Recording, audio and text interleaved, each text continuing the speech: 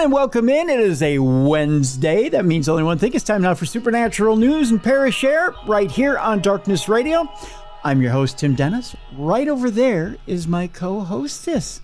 Ladies and gentlemen, she's intelligent, she's witty, she's funny, she's darn good looking on the eyes. She has 3 books out there right now, which are hitting with a steel mitten. Ladies and gentlemen, it's Jessica Freeburg. Hi, Jess. How you doing? Hey, I'm great, Tim. I've never heard that one before. No, you haven't? No, hitting with the steel mitten. I like it. Probably because I just made it up. I don't know. By the way, we have a link in the description of this program so you can go get those books. So go out and get them.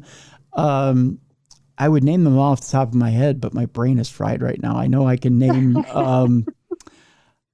there's... You don't have to do that. They can just go to my website and look at my books, and they can pick any of the books on there that they would like. Oh, that's right. That's right. That's right. They can do that. Yeah. But you don't have to memorize things, Tim. But I want to give them the latest ones. I mean, you all your books are wonderful, but I wanted to promote the latest ones. Well, my very latest one is Homecoming, Vivian Bennett mystery. That's going to be a series, so that's the. Oh, yeah. That was the OG book that I published many years ago, probably like 10 years ago. So I'm excited that it's back out in the world because it wasn't for a while. There you go. All right. So that's the latest. Again, jessicafreeburg.com. Go there and get those books, kids. That's for sure.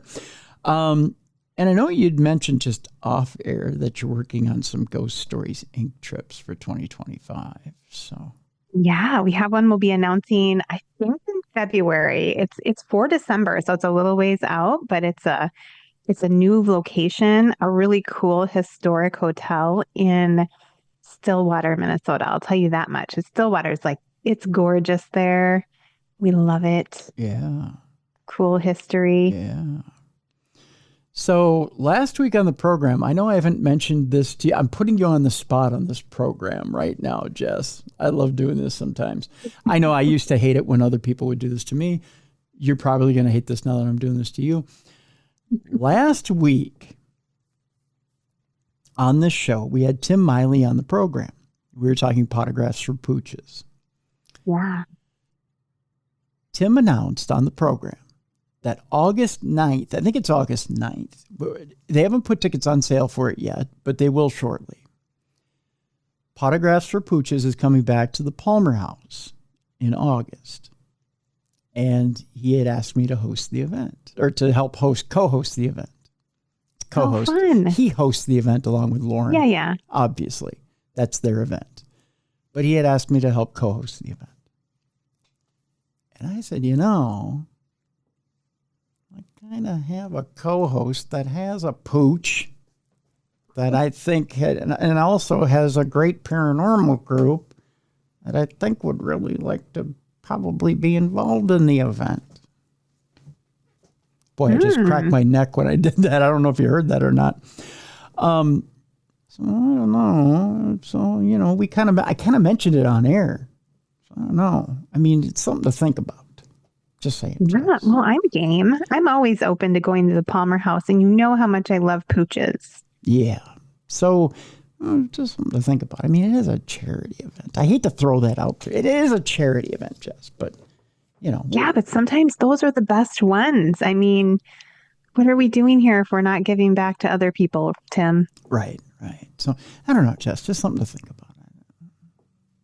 We'll talk. I already thought about it. You let him know I'm game if he wants. All right. If he wants to partner up on that, you let him know I'm down. Okay. Well, I'll let him know. I'll let Tim and Lauren know. So. All right. So keep watching darknessradioshow.com, the event section. And hey, we're gonna turn this thing out. We're gonna have some fun. The last time, Jess, this is what got me so passionate about Potographs for Pooches. We went to Eagle's Healing Nest. I don't know if you've ever been up there when you're up that way at the Palmer. But no, I haven't. Eagle's Healing Nest is an organization that helps out veterans that are trying to reacclimate to society. And sometimes it's veterans who have returned from war or have been back from war and are having a hard time acclimating to society. And what they do is they use, whether it be dogs, cats, horses, chickens, whatever animals, and they use them not only for support animals, but it's a fully functioning ranch farm.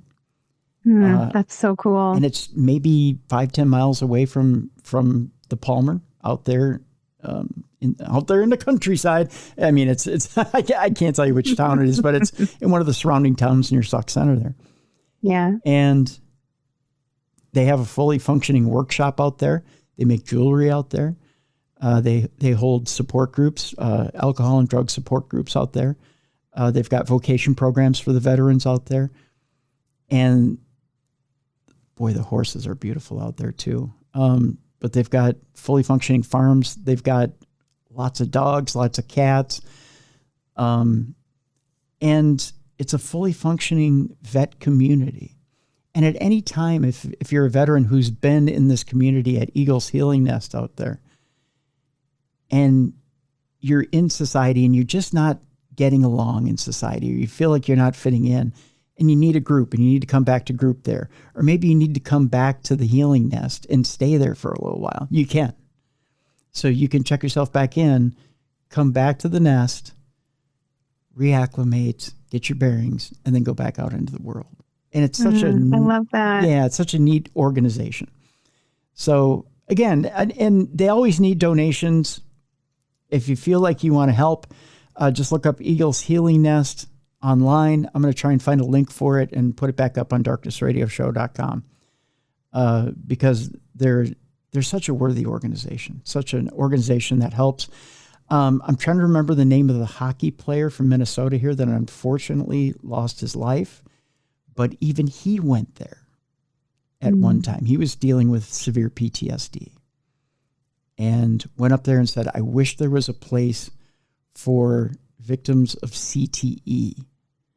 And Eagle's Healing Nest helped him start to build that place that was similar to Eagle's Healing Nest. So, but they brought him in and let him stay there for a year.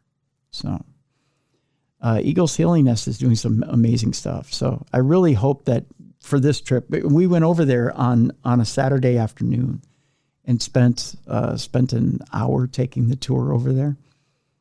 And that's so cool. Yeah. And just walking around, seeing the vocational area and seeing, we could go down to the horse barn if we wanted. We could go over and see the dogs and the kitties and just see whatever we wanted to see. They gave us full reign just to go see what we wanted to see. So that was quite cool. So this Potographs for Pooch's trip up to the Palmer is going to be more than just ghost hunting. And much like with your trips, Jess, it's more than just ghost hunting. It's a little something more, a little something extra, and really helps you get your bearings in life. So, so beautiful. Yeah. So I'm really looking forward to it. It really made me quite passionate for a little something extra in life. So let's get it on with supernatural news here. Let's get moving today. We've got some interesting stories this week, including on the UFO side of things. A little something extra about a Rendlesham Forest UFO documentary that an X-Files legend is doing the voice work for. Also, do aliens exist? A new study finds out what scientists are saying about it now. A celebrity psychic and astrologer reveals the exact day you should buy a lottery ticket. We'll tell you when that should be. I know people are going, oh, wait a minute, I'm going to write this down. AI is at it again, this time telling us when we should replace our body parts. We'll tell you about that today. Now. Yeah, I kind of feel like now is the time. Boy, especially after all this cold weather, I'm feeling like now is the time to replace some of those body parts. On the other side of this, as far as other psychic news, we had mentioned the lottery stuff. A psychic actually told Ricky Lake, and this is kind of concerning, that her house would burn down in L.A. It was a famous psychic that told her before it actually happened that her house would burn down. Ooh. Yeah, so we'll talk a little bit about that today. There's a new species of isopod that's out there that's being dubbed Darth Vader. We'll tell you about that too in a more unusual story today. And to wrap it all up today, I know you hear ads on this show every once in a while. I know some of you kind of struggle with the ads on this show. You hear ads or see ads even on Netflix these days. Some of you don't like the ads in any of these programs. Well, guess what? Now you may be getting ads in your dreams. We'll tell you about how ads are even going to interrupt your sleep. Yes, we're not going to end on a good note today. We'll tell you about how dreams are even going to be interrupted by ads. That's coming up at the very end of the program today. But first, we're going to talk about some alien news, as aliens seem to be all the rage these days. Just real quickly, drones seem to be falling off the table, so to speak, when it comes to alien news. But I saw an article, I didn't want to get fully into it or deep into it, but I think it's German authorities are now saying that they believe the whole drone thing is a Russian deal. Yeah, it does feel like it could be another country. So, that makes sense, right? Yeah, they pointed the finger firmly at the Russians this week. So interesting. They say the Germans firmly believe it's Russia that is responsible for not only the drones in the United States, but drones all over the world. Okay, so they're doing this everywhere. That's crazy. Yeah. So it's just an interesting side note as we get into the alien thing here, but something to keep our eye on now, especially now that we have a new president. We have President Trump now installed in the U.S. and we'll see if that trend changes now with a new president. If the drones go away, if the activity increases, something to keep our eye on. There's a video clip out there that asks the question, does that clip corroborate a whistleblower's UFO retrieval claims? A U.S. Air Force veteran has reportedly confirmed his involvement in retrieving alien technology. We've heard a lot of rumors of secretive UFO retrieval programs in recent years, and now, according to reports, Jake Barber, a U.S. Air Force veteran who was contracted as a helicopter pilot, has claimed that he was personally involved in retrieving such objects on behalf of the U.S. government. Speaking to News Nation's Ross Coulthart, he described one particular incident in which he was tasked with retrieving a white egg-shaped craft that he believed was definitely not of human origin. Just visually looking at the object on the ground, you could tell that it was extraordinary and anomalous, he said. It was not human. It's consistent with anything that I've ever seen before. I can also tell you that the reaction by my team, we all knew we were dealing with something extraordinary. Over the last few years, it's been confirmed to me by ranking members of the UAP task force that what we're working with that night was, in fact, NHI or non-human intelligence, and it was not a unique experience.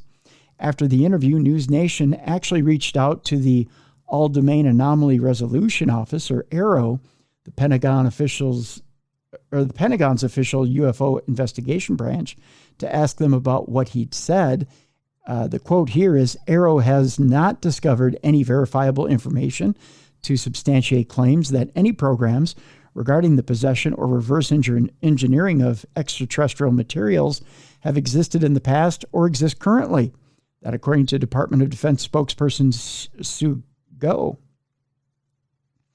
The story doesn't end there, however, as News Nation later obtained and published a remarkable video clip that shows a white egg-shaped object just like that described by Barber, dangling in a sling beneath a helicopter during what is thought to be a UFO retrieval operation. Now, could that be evidence confirming what Barber said is true? Tell you what, I'm going to post this in the description of this program.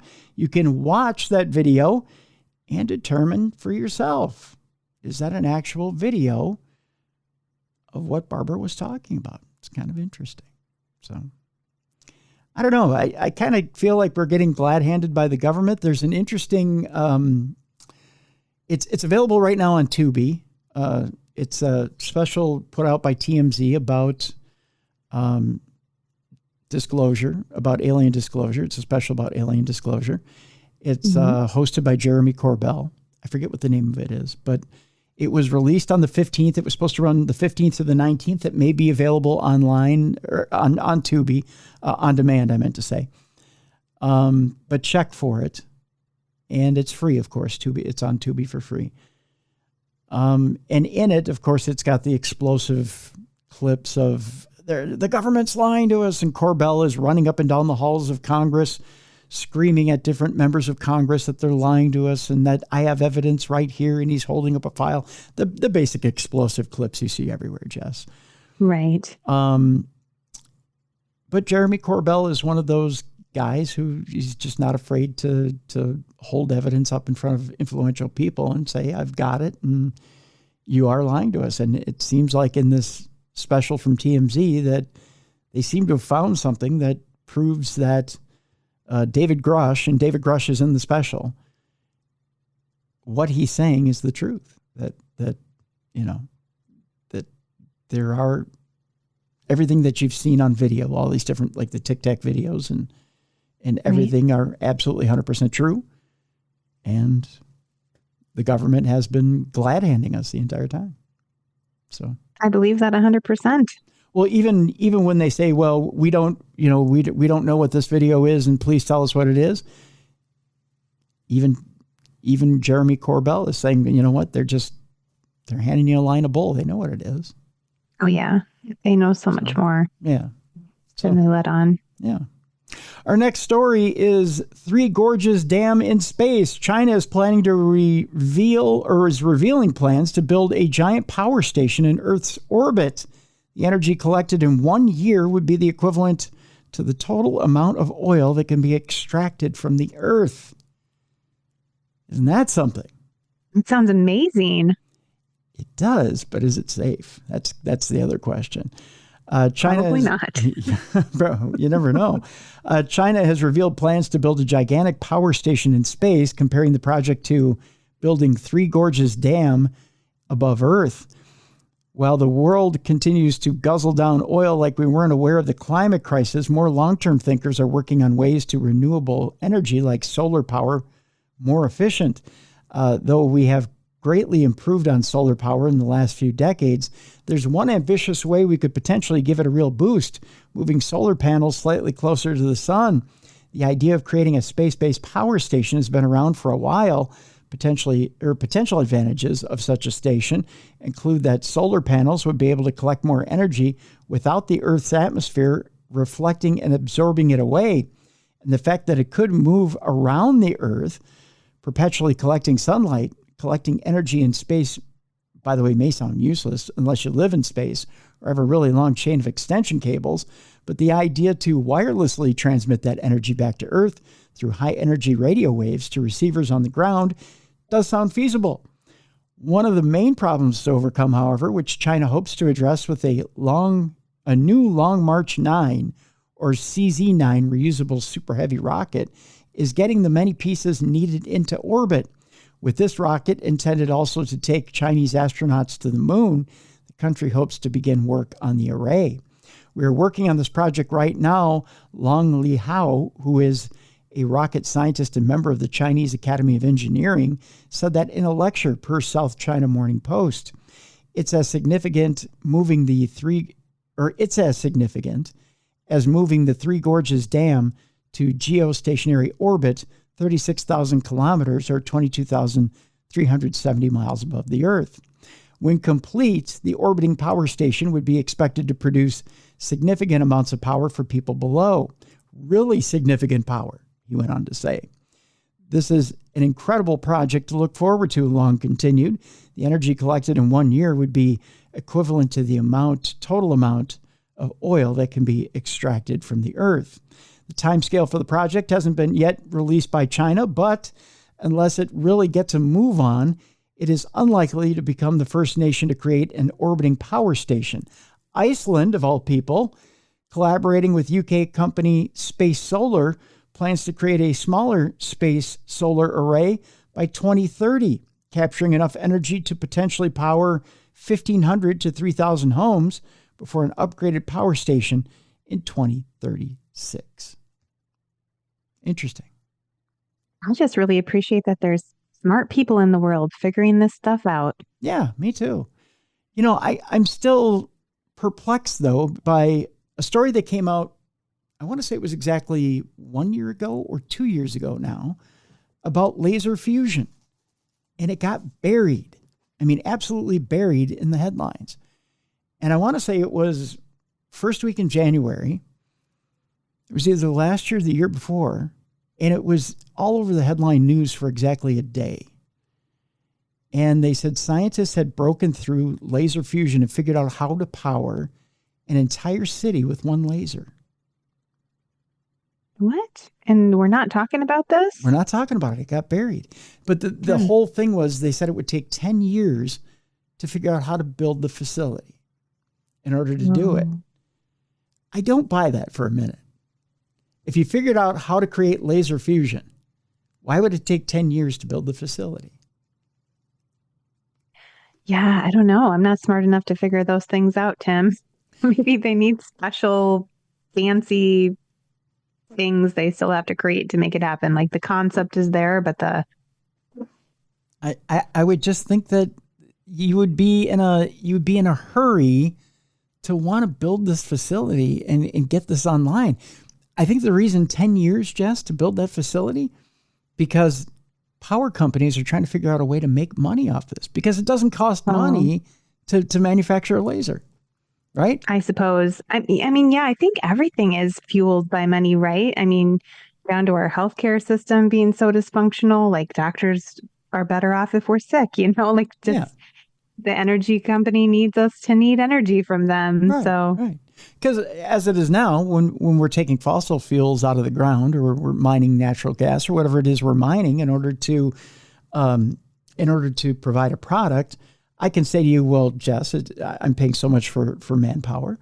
I'm paying so much for equipment to drill oil. There's so much I need to put back into renewable resource in order to continue to mine oil from the earth. So this is my expenditure. This is what I'm paying in order to get that out of the earth, right? Well, with a friggin' laser, as I put that up in quotes. Friggin' laser. I'm creating light. Right? So there's minimal expense. So as a consumer, you can come back to me and go, it costs you pennies. So why are you going to charge me the same amount that you charge me for drilling oil to power my home? What's the justification? How come my electric bill doesn't come way down? Right. How come I'm paying $100 a month for electric, or $200 a month for electric still, or $300 a month for electric, or whatever you're paying for your home bill, when the resource isn't the same? Why doesn't it get cut in half? It all comes back to the dollar, Tim. There you go. So they have to make this big, expensive, oh no, the technology is expensive. And oh my gosh, if you knew what it cost for R&D to come up with this, oh, it costs us tens of millions of dollars to build this. And then to replicate it and put it in different cities. And oh my gosh, it was billions and billions of dollars. And so that's why we have to raise your prices. Right. And we don't know. We have no way of knowing. That's right. You kind of have to trust what people are telling you, but the reality is we can't.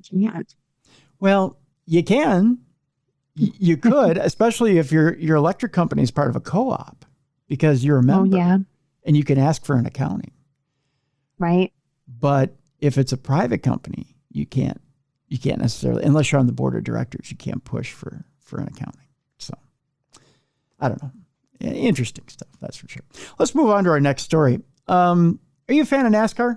Do you watch NASCAR at all? I mean, I'm not a huge sports person, but I do. If it's on, we watch it. So I'm not invested in it, though. Okay. I don't care who wins. I don't either. They go around and around in a circle. I just hope nobody gets hurt. That's yeah, same. Yeah. Okay, we're in the same level then. There you go. Well, NASCAR legend Mark Martin recalled a near miss with a UFO over Florida recently. Ooh. Yeah. So Speaking of guys who know speed, there's a guy who knows speed and crafts, right? Yeah. The racing legend had been flying home on a private jet when the aircraft almost collided with a mystery object. Speaking recently in an interview with Garage Guy Chase, Martin, who was inducted into the NASCAR Hall of Fame in 2017, boy, it's hard to believe already that time is going fast. I remember when Mark Martin was an active racer. Yeah. Yeah. Time is going fast. I don't like it. Martin was inducted into the NASCAR Hall of Fame in 2017, described a close encounter he'd had back in the 1990s. He had been flying over Jacksonville, Florida, on his way to Daytona, and the only other person in the aircraft was his pilot. So it's black, he says, and I see a light that is solid white light, looks solid light, that's not flashing. And that could only be like a landing light, is the only thing that would make sense, would be a spotlight looking light like that. And it would have to be far away because I couldn't see the green and red wingtip lights, he recalled. So I keep it in my eye. I keep checking up there, and it gets closer and closer. I didn't say anything to pilot Jason Simpson. I'm just flying along. Finally, I fixate on it. Plane's on autopilot. And so I'm fixated on it, and it gets closer and closer and closer. And then it gets like, oh my God, we're going to hit that. And I grabbed the yoke and kicked it off autopilot. And I was getting ready to jerk the plane to the right. And Jason was like, what? And I said, look. And we both saw this, and almost we thought we were going to hit it. And then it started pulling away, gradually pulling away, and slowly pulling away. Eerily after the sighting, air traffic control confirmed that there had been no other aircraft present at the time in that airspace. So what was the anomalous object that Martin's plane nearly hit that day? Well, we may not know for sure, but there was nothing, Jess, in that airspace that Mark Martin was talking about. That's wild. That's such a credible story. Yeah. Pretty interesting. That's for sure. Well, our next story has to do with Rendlesham Forest, one of the most famous UFO sightings in England's history. There's a new UFO documentary about Rendlesham Forest out there that an X-Files legend is narrating. An intriguing new documentary is set to delve deep into the mystery of the UK's most famous UFO incident. It's narrated by William B. Davis, who's famously played the secretive cigarette smoking man on The X-Files. The new documentary, entitled The Rendlesham UFO, The British Roswell, promises to unravel shocking new insights pertaining to this long-enduring case. Particularly unusual is the film's emphasis on paranormal activity and cryptids, things not typically associated with either Rendlesham Forest or its famous UFO incident. This is a captivating documentary delving into the mysterious 1980 Rendlesham UFO incident, often referred to as Britain's Roswell, the official trailer synopsis reads. This thrilling UFO road trip explores decades of unexplained phenomena, from bizarre sightings and floating orbs of light to chilling cryptid encounters. Featuring exclusive interviews with prominent UFO researchers, including Philip Kinsella and John Hansen, and culminating in a groundbreaking CE5 experiment, the documentary unravels shocking new insights and paranormal activity.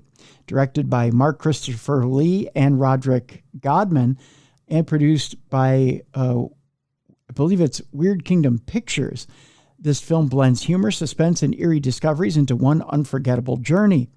The incident itself, which occurred in December of 1980, saw U.S. servicemen stationed at RAF Woodbridge in England and witness a strange object over multiple nights. Deputy Base Commander Lieutenant Colonel Charles Holt and his men had gone out to investigate when the unidentified object was spotted descending into the nearby woods. Our security team observed a light that looked like a large eye, red in color, moving through the trees, Holt recalled. After a few minutes, this object began dripping something that looked like molten metal. A short while later, it broke into several small white-colored objects, which flew away in all different directions. In the years since, many have come to refer to the incident as Britain's Roswell, but not everyone subscribes to the belief that Rendlesham UFO was extraterrestrial in origin. No release date for the new documentary has been revealed yet. But, again, there's a trailer for it, and we'll post the story in the description of this program so you can check that trailer out for yourself. So there you go. There's a new study out there, Jess, that asks the question, do aliens exist? And scientists are weighing in as to whether they believe in aliens or not. Now, naturally, you would think scientists, probably not. I mean, that, just based on a skeptical mind, right? Right. Well, researchers have polled hundreds of scientists to see what the scientific community thinks about alien life. 3 scientists, Peter Vickers, Henry Taylor, and Sean McMahon, all weigh in. And here's how it goes. News stories about the likely existence of extraterrestrial life and our chances of detecting it tend to be positive. We are often told we might discover it at any time now. Finding life beyond Earth is only a matter of time. We were told in September of 2023 that we are close. That was a headline from September of 2024. It's easy to see why headlines such as "we're probably not close" or "nobody knows" aren't exactly very clickable. But what does the relevant community of experts actually think when considered as a whole? Are optimistic predictions common or rare? Is there even a consensus? In a new paper published by Nature Astronomy, well, we found out. During February to June of 2024, they carried out 4 surveys regarding the likely existence of basic, complex, and intelligent extraterrestrial life. They sent emails to astrobiologists, scientists who study extraterrestrial life, as well as to scientists in other areas, including biologists and physicists. In total, 521 astrobiologists responded, and they received 534 non-astrobiologist response. The result revealed that 86.6% of the surveyed astrobiologists responded either agree or strongly agree that it's likely that extraterrestrial life, or at least the basic kind, exists somewhere in the universe. Less than 2% disagreed, and with 12% of them staying neutral. So based on this, we might say that there's a solid consensus that extraterrestrial life of some form exists out there somewhere. Scientists who weren't astrobiologists essentially concurred with an overall agreement score of 88.4%. In other words, one can say that astrobiologists are biased toward believing in extraterrestrial life compared with other scientists. When we turn to complex extraterrestrial life or intelligent aliens, the results were 67.4% agreement, so a little less, and 58.2% agreement, respectively, for astrobiologists and other scientists. So scientists tend to think that alien life exists, even in more advanced forms. These results are made even more significant by the fact that disagreement for all categories was low. For example, only 10.2% of astrobiologists disagreed with the claim that intelligent aliens likely exist. Interesting. Yeah, and those guys are smart, so... Yeah, well, we'd like to think so. Smarter than me, anyway. Well, and they're more intelligent than I am, so yeah, I'd give them that, Jess. I'll give them that. One more story before we go to break here. Actually, yeah, one more story before we go to break here. A huge planet-like object may have once barged through our solar system. Scientists now believe that our solar system may have once been visited by something very large indeed. The orbits of some of the planets in our solar system are now thought to have been influenced by a visitor from deep space, an object so large that it nudged these worlds' orbits as it passed through. This is the idea put forward by scientists as part of a new study into unexplained discrepancies in the orbits of the gas planets, or gas giants, I'll get that right, Jupiter, Saturn, Uranus, and Neptune. And boy, is Uranus a gas giant. I mean, not that I've noticed, but I'm just saying. Well, not mine specifically, but just generally. Just in general. I'm making generalities here, Jess, just generalities. By running thousands of computer simulations, the researchers discovered that a visiting interstellar body, most likely 8 times the mass of Jupiter, could account for the current orbits of the gas giants as we see them today. This huge visitor would have likely passed as close as 1.6 AU from the sun, a little further than the current orbit of Mars, before leaving the solar system and disappearing back off into deep space. Exactly when this would have occurred remains unclear, but it is thought that in order to change the orbits of the gas giants, such a close encounter would have only needed to happen once. Given that there could be any number of such objects careening through the cosmos, it is certainly possible that our solar system could have been visited by one at some point in the distant past. Whether we'll be able to identify the exact object responsible, however, seems unlikely. So there you go. Something huge hit Uranus and we can't tell what it is. That's typically the case. I mean, when something hits Uranus that hard. We're just still reeling from it, but we're not sure what happened. That's right. I mean, generally you're in shock when something hits Uranus, Especially when it's giant. Yes, when it's giant. When it's something small, you go, oh, yeah, that's something. But boy, when it's giant, you're in shock, right? Like that poor man who slipped and fell in the shower and got a shampoo bottle up his anus. Right. I mean, it takes some time to recover from that. Yeah. That's right. Shocking. Shocking, indeed. Well, when we come back from break, Jess, Korean scientists reveal futuristic new Wero exoskeleton for industrial use. So yes, now you can take your robot to work with you. It's Take Your Robot to Work Day. Sweet, except for it's every day, so now you can lift that bridge and tote that bale. Literally lift that bridge and tote that bale because the robot will be able to do it for you. We have stories about psychics coming up in the next half hour. We also have some interesting stories we have a story about Loch Ness coming up in the next half hour. We're also going to tell you about a mystery surrounding a plate of bananas that keeps appearing on a street corner. We're running out. Monkeys in that story? I hope so. That was my hope, is that a monkey is going to appear in today's podcast. Although I don't think that's going to happen. Darn it. But we can hope. That's all we can do. And we're going to end today's show today, Jess. I can't say the word today enough. I don't know why. With the fact that there are ads everywhere, Jess. It's either that or you pay directly for a subscription, one or the other in today's world. Being we can't pay for the subscription for our dreams, evidently we're getting ads in our dreams. Even our dreams are going to have ads eventually. Yes, today's going to end with a little bit of bad news. Coming to your dreams soon, ads. Let's just make them catchy ones. That's all I ask.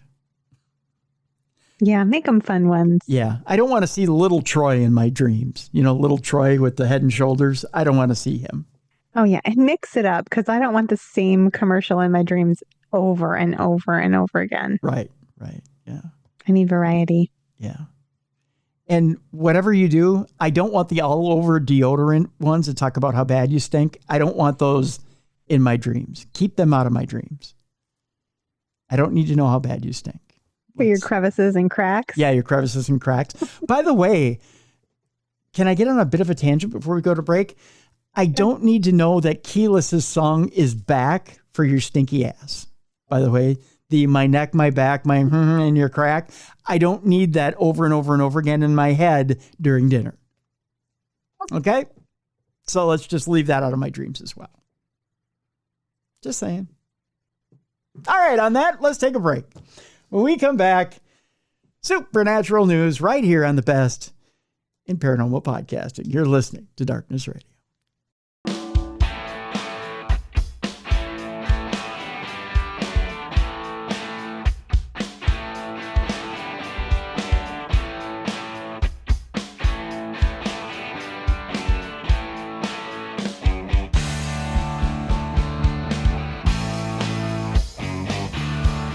Welcome back into the second half of Supernatural News. Tim Dennis and Jessica Freeburg. We'll get back into the news in just a moment, but first, I want to introduce a good friend of mine.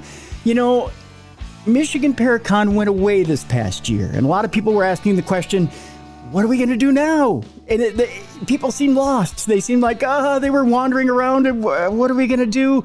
What is there to do? We need a new, big, huge Paracon, something we can rest our shoulders on, something that we can center our universe around, something that we can gather to as not only paranormal fans, but paranormal people, to not only gather our families back around. I use families loosely here, or the people that we love, gather around, and not only that, but get our paranormal fix. Well, folks, we have an answer. And that is Missouri Paracon 2025, which is coming up here at the end of February. To be exact, it is February 28th through March 1st. Right at the Maristar Casino and Hotel in Kansas City. With me now is Jesse Leimkuehler, who is the organizer of this wonderful event. Jesse, thank you so much for joining us here on Darkness Radio. No worries. Thanks so much for having me, Tim. I appreciate it. Now, my friend, I have to ask you this. Where does the inspiration for this come in? How does this start? How do you get the idea? Was it on the heels of Michigan Paracon, or how did this happen?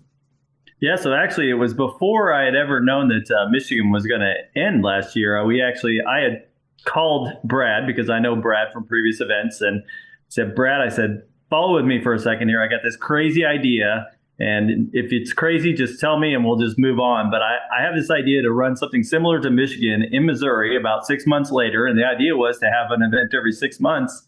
And, just have an event that somebody could attend that maybe was in the Midwest, maybe couldn't make it up to Michigan or those kind of things. And so he said, yeah, let's try it. And so we set it up and we started moving on it. And we found a venue here with the Maristar Casino here in Kansas City. And we kind of worked through the process, started inviting people. And of course, then we found out that Michigan was going away. And suddenly everybody was like, well, what are we going to do? As you said. So, it was nice. Everybody kind of grouped around it and decided, well, let's do this instead. And so, we're kind of working our way up. Obviously, it's not going to be quite as big as Michigan was the first year. It's kind of hard to duplicate that right off the bat, but we're excited about the turnout so far. We've got a few hundred so far, and it's really exciting to see everybody, excited about the event and wanting to come to Kansas City, which is great. Well, I think what a lot of people don't realize is even if Michigan would have came back in the next year, it wouldn't have been the scope it was this past year. So either way, I think really to say, well, this isn't the scope that it would have, Michigan would have been or was, I don't think you're ever going to see, nor unless you build Missouri up to that scope, I don't think we're ever going to see anything like Michigan, or won't for quite some time. So I don't think there's any pressure there, to be honest with you. Yeah, and the exciting thing is we're doing a few things differently, too, from Michigan Paracon. While we still have the talks during the day, we have 6 or 7 talks during the day. We still have the vendor showcase, which is, everybody can walk around and not only meet and purchase things from all the vendors, but of course, all the celebs are intermingled amongst those vendors, so they can see those guys. But also, we've added concerts both nights as well. Yeah. So we have the first night, we have KCDC, which is an AC/DC tribute band that's really well known.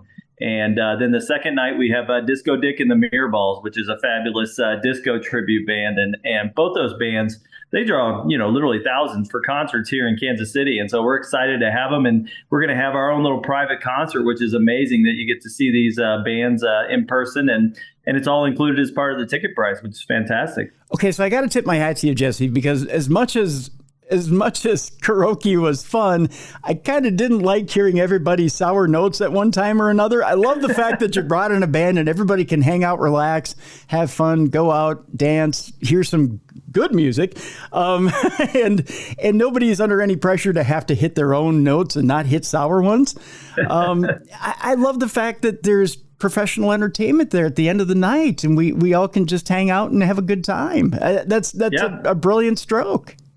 Yeah, and the other thing that's nice, too, is that the VIP packages, they actually include an open bar for the entire concert, too, along with the celebs. So if you get the VIP ticket, you're covered for both concerts. It's amazing. You get drinks for like 4 hours straight, which is fabulous. And then, as you well know, Tim, after everything happens during the day at these kind of venues, it's sometimes the after party that's just as good as what's actually scheduled, right? We have multiple bars in the place where we're holding the event, where I know many people are going to group together and hang out, and they're open until, I know one of the casino bars is open until like 2 or 3 in the morning, So as we well no, those are going to be full until very be fantastic.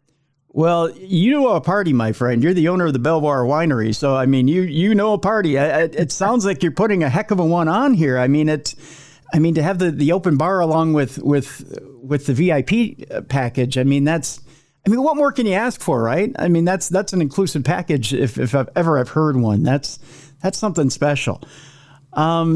It sounds to me like you're on your way, and you've got such honored guests as Amy Bruni, Russell Accord from Expedition Bigfoot. You've got Steve and Dave from Ghost Hunters and Ghost Nation, Chip Coffey, Adam Berry, and more.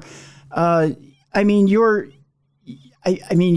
loading it up. Jeff Belandre's there, Aaron Sagers is there, Richard Estep is there, Mike Ricksecker. You're loading it. I mean, I'm going down the list here, and I'm having a hard time keeping up here. Amy Bruni's there. You're bringing along a lot of the same talent.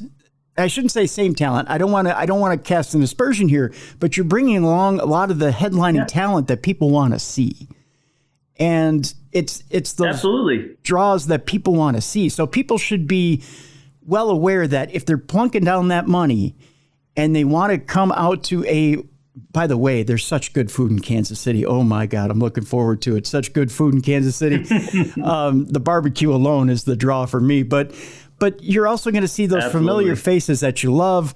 You're going to get grade A entertainment. And you told me something about Ameristar, by the way, that am I right about this? There's restaurants within Ameristar that are top notch as well?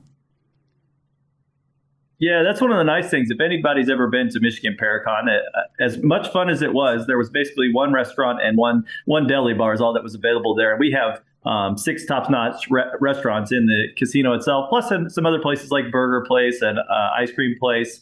So a lot of different things. You literally don't have to leave the venue to eat and it's reasonably priced. It's nothing that's crazy, like a stadium or something like that. They're reasonably priced meals, and it's going to be nice to have that option available. And even in the vendor showcase, we actually have a bar inside the vendor showcase. So you can go in there and buy drinks while you're shopping.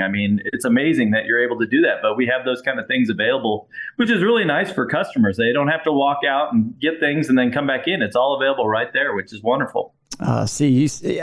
You've got all the bases covered, my friend. That's all there is to it. So basically, folks, all you got to do now is just go get the tickets. That's all you've got to do. Get your tickets, book your flight if you're booking a flight, or get ready to drive.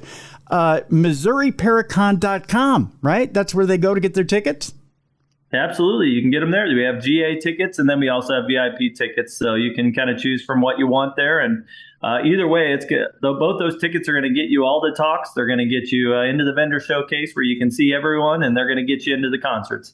Perfect. So February 28th through March 1st, I'll be there. I'm going to be at a vendor table. I'll be there to shake hands, kiss babies. Heck, I'll give hugs. I'll do whatever you need. I'll be there to say hi to you. Yeah. February. I'll even be able to get more socks from you. I love your socks. Oh, okay. Well, I'm bringing socks. I may even have something event specific for Missouri Paracon as well. So I'm bringing a little surprise there for Missouri Paracon this year. So I can't wait to see you, Jesse. It's going to be a wonderful event. I'm looking forward to it. Ever since you told me about it, I've been anticipating this event. So I'm very excited to check out and be at Missouri Paracon this year. So I want to thank you so much for joining us today, Jesse. I appreciate it. Yeah, I look forward to seeing you, Tim. Great to see you. Great to see you as well, my friend. Let's get on, folks, with the stories. Here's more supernatural news on a Wednesday here on Darkness Radio. Welcome back to the best in paranormal podcasting. This is Darkness Radio. I'm your host, Tim Dennis. Right over there is Jessica Freeburg. Boy, Jess, it is getting colder and colder the more I look. I can't look over at the ALEXA because every time I look over there, it gets colder and colder. It's depressing. And they're already canceling school for tomorrow. Are they? Did you see that? No. Yeah, I'm getting notifications. Really? Yeah, because of the cold. Okay. This is how freaky it is. I looked over just now. It was 10 below. I look over right now. It's 12 below. That's not right. I'm going to stop looking. Not even the feels like temperature. Right. That's the air temperature right now in Minneapolis, St. Paul. It's when you walk outside and it feels like your eyeballs freeze. Right. When your earwax freezes, it's too cold. Yeah. Gross. Yeah. Yeah. Not because of the earwax, just because it's frozen. Because it's frozen, right? I mean, what do you do with frozen earwax other than put it in a slingshot and hit a bird with it? I mean, that's all you can do with it. I mean, it's like a dangerous projectile. It is, really. or plink it off your neighbor's window. I mean, try to get their attention. I mean, I can't think of anything else you could. Yeah, especially if you lock yourself out of the house. By the way, it's a useful tip. If you ever lock yourself out of the house, keep a slingshot outside your door. Especially in freezing weather, you may need to take your frozen earwax out, plink it against your neighbor's window so that they can let you in. See? Don't tell us we never taught you nothing, guys. That's right. Right there. Valuable advice from Tim and Jess here on Darkness Radio. Just saying. And people like that. You're going to need the Q-tip, too, because you're going to have to somehow chisel the frozen earwax out. You got to get it out. Yeah. So that's the missing piece to this whole deal. You can also do that with the other things that are coming out of your body, like the snot and the boogers and true. Well, because that freezes immediately as well. True. Although you may need the runny snot coming out of your nose to try and lubricate the door of your car in order to get in to warm up. I'm just saying, because your door all the tips frozen. And tricks. Yeah, I'm just saying. I'm like a deep freeze MacGyver over here. Deep freeze MacGyver was my basketball handle back when I was in third grade. That's why. Long story short, folks, we're freaking freezing. Yeah, we are freezing. Yeah, there's that. All I know is this, Jess. This weather does not make me happy. I'm just saying it's. No, see, AI. I didn't say I was happy. I said doesn't make me happy. They just hear the word happy and they decide they're going to chime in. Anyway. I suppose that should bring us along to AI stories and robot stories, and they want their time. They always want their time on the show. Korean scientists have revealed, Jess, that futuristic new Wero exoskeleton is available now for industrial use. That's right. They took their jobs. Robots want your jobs, whether you're going to work them or not. Like Ripley's power loader in the 1986 film Aliens, Korean scientists have unveiled a manual labor exoskeleton they call Wero. Isn't Wero a pop singer? Oh, no. Paving the way for safer robot-assisted work. By the way, this wearable device is only 11.5 pounds. Oh, that's lighter than the child that you strap on the front of you. That normally does the work for you in Korea. Yeah. Just saying. Is that a bad joke? I don't know. I never can tell. I should. Well, I'm laughing, so no joke is bad if it makes people laugh. That's what's happened to me since we stopped working at iHeart. I normally I have HR right there in the studio to say, you can't tell the Korean joke. No, it's in bad form. I think it's frowned upon, but... Yeah. The 11.5 pound wearable device reportedly reduces stress on human muscles by between 18.2 and 29% while in use. Wow, that's impressive. Yeah. The scientists behind the development believe the Wero exoskeleton could soon come to hold an essential place in worker safety, citing the high frequency of back injuries among workers today. I've just come up with a really bad use for this. I saw back injuries and I thought porn industry. Oh, there you go. Just a little porn with the exoskeleton on, just for safety. Yeah, for safety. Well, it's one of those unregulated industries that probably needs it, Jess. Yeah. Do you think exoskeleton porn could become a fetish? I think it's going to, for sure. Yeah. Yeah. If it's weird, someone's going to have a fetish for it. But you have to act like you're animated like a robot and then, I'm just saying it. I know it's gotten weird. I'll keep going. In 1986, aliens envisioned exoskeletons as an essential future tool for multiplying human effort in manual labor. I think I worked with manual labor over at the Mexican radio station I was managing for a small time. Just saying. In contrast to the predominantly military use for such technologies presented in other science fiction, this is the industrial perspective that is shared by the Yonsei University scientists behind the development of Wero. There's a song that has that lyric in it. Wero. Na, na, na, na, Wero. What song is that I'm thinking of? Gosh, I don't know. Okay. Somebody's going to email me and tell me what it is. It's just some weird karaoke going on right now. Yeah. Currently, human augmentation devices are designed to support a single range of movement, limiting their application to specific tasks. Yonsei University scientists aim to overcome this limitation by developing a system capable of supporting multiple degrees of movement, enabling users to perform varied and complex tasks. Their efforts led to the creation of Wero, which is a soft wearable robot. Aw, soft wearable robot. It's almost like being a teddy bear, but not really. It sounds kind of cozy. It does, doesn't it? Like if I wear it, I'm going to look like a squishamallow. That's what I imagine in my mind. Squishamallow? Yeah, do you know what those are? They're just big, poofy. You know, they have no shape or form, which sounds wonderful because then there's no pressure. You can see what you want. You're underneath a big squishamallow exoskeleton anyway. I like this AI story. Squishamallow. I'm here for it. Aw. Aw. Aw. You may be fitting into this really well. They detailed their work in a recent paper, a soft wearable robot with an adjustable twisted string actuator and a two-stage transmission mechanism for manual handling tasks. That's a long... Have you ever turned in a paper with a title that long? Not on purpose. I would get an F if I had a title that long on a paper. And I get a little teacher comment that would say, title too long, please shorten. Yeah. Yeah. Chop it down to like 3 or 4 words, Tim. Yeah, too wordy. I just get too wordy. Streamline your thoughts. I get that deal. Yeah. Streamline your thoughts, damn. It says, with advancements like Wero, the potential for wearable robotics to improve workplace safety and productivity continues to grow, paving the way for future where human augmentation devices as versatile as the tasks they aim to support come true. Guys, huh? Are you thinking like I am right now, huh? Huh? You see an OnlyFans page in the future. 4-foot penis, huh? There's a bunch of guys out there right now going, it could happen. Okay, you just put it on with your squishamallow exoskeleton. You just put it on with your squishamallow exoskeleton.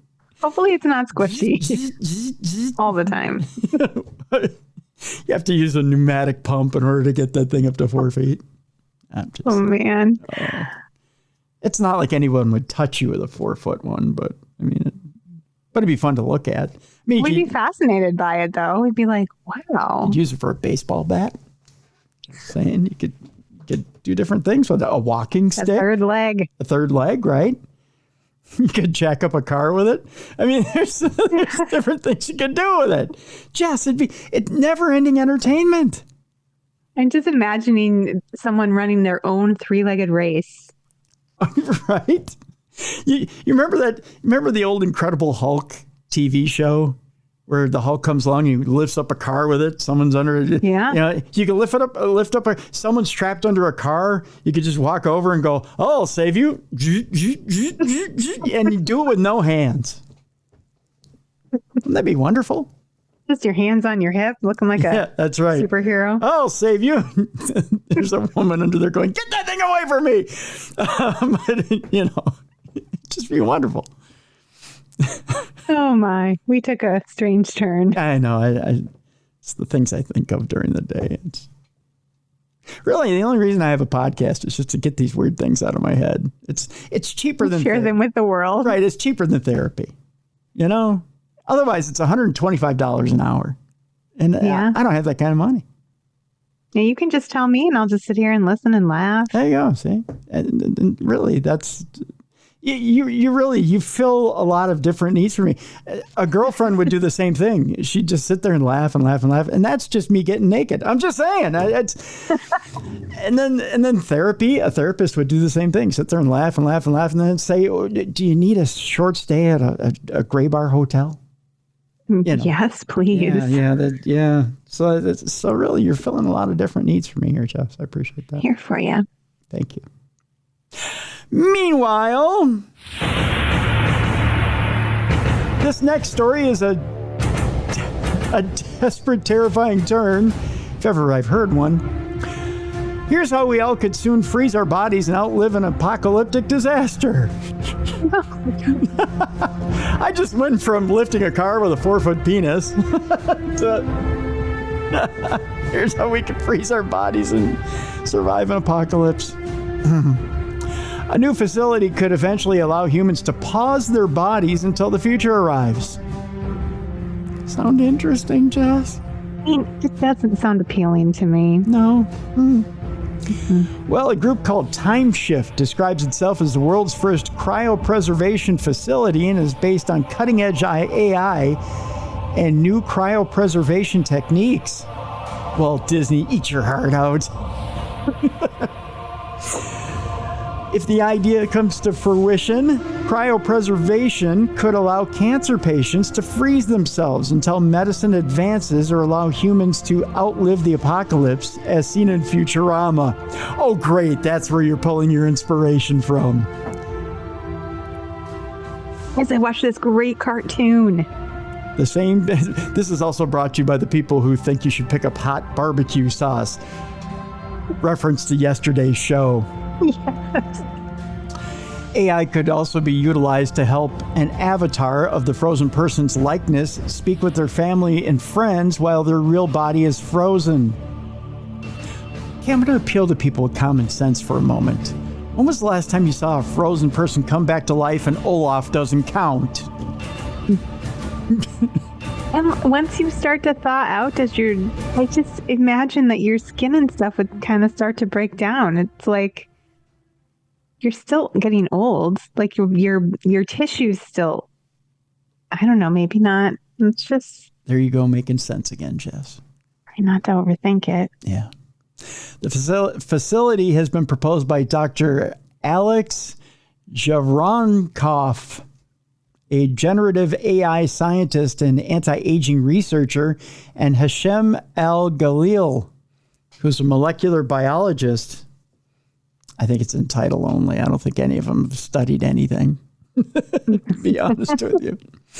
Hashem said the project is still in the R&D phase, research and development. The primary focus right now is to continue optimizing the cryopreservation process developed by Dr. Alex Chevronokoff.